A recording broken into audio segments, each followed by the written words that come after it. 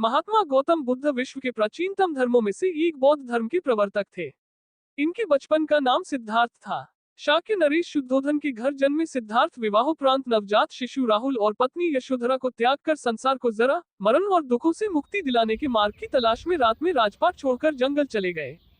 वर्षों की कठोर साधना के पश्चात बोध गया, बिहार में बोधि वृक्ष के नीचे उन्हें ज्ञान की प्राप्ति हुई और वे सिद्धार्थ से बुद्ध बन गए। उनका जन्म 483 और 563 ईस्वी पूर्व के बीच शाक्य गणराज्य की तत्कालीन राजधानी कपिलवस्तु के निकट लुम्बिनी, नेपाल में हुआ।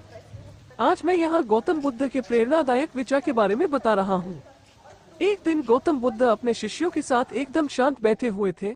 उन्हें इस प्रकार बैठे हुए देख शिष्य चिंतित हुए कि कहीं वो अस्वस्थ तो नहीं है। एक शिष्य ने उनसे पूछा कि आज वो मौन क्यों बैठे हैं, क्या शिष्यों से कोई गलती हो गई है। इसी बीच एक अन्य शिष्य ने पूछा कि क्या वो अस्वस्थ है, पर बुद्ध मौन रहे।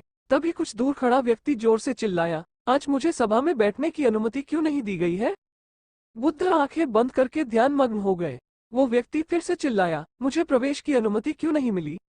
इसी बीच एक उदार शिष्य ने उसका पक्ष लेते हुए कहा कि उसे सभा में आने की अनुमति प्रदान की जाए। बुद्ध ने आंखें खोली और बोले, नहीं, वो अछूत है, उसे आज्ञा नहीं दी जा सकती।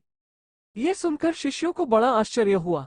बुद्ध उनके मन का भाव समझ गए और बोले, हाँ, वो अछूत है।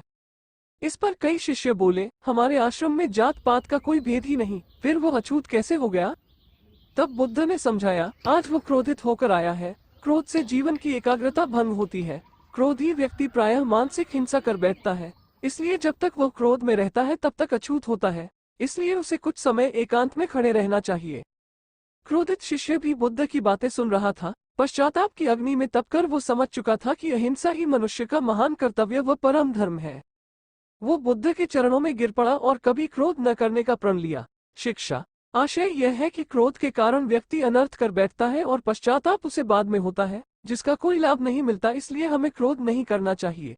असल मायने में क्रोधित व्यक्ति अछूत हो जाता है और उसे अकेला छोड़ देना चाहिए। क्रोध करने से तन, मन और धन तीनों की हानि होती है। क्रोध से ज्यादा हानिकारक कोई और वस्तु नहीं है।